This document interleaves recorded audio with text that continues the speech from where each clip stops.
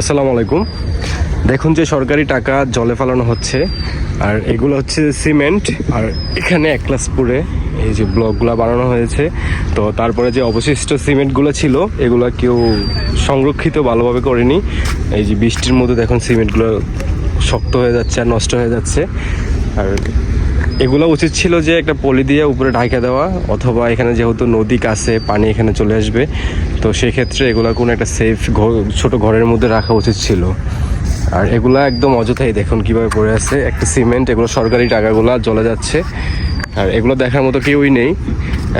এগুলো সংরক্ষিত করা হোক। কিছু কিছু সিমেন্ট হয়তো মাঝে মাঝে যেগুলো বৃষ্টিতে ভিজে নেই, সাইডগুলো ভিজেছে, শক্ত হয়েছে, দেখুন একদম পুরো শক্ত হয়ে গেছে এই সিমেন্টগুলা। তো এগুলো সংরক্ষিত করার মতো কেউই নেই। আর এই এতগুলো ব্লক বানানোর পরে এখানে এগুলো ফালায় রাখছে। সরকারি টাকাগুলো জ্বলে যাচ্ছে, এখানে অনেক টাকারই।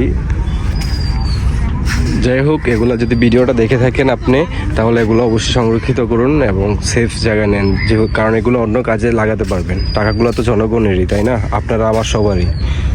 ধন্যবাদ সবাইকে।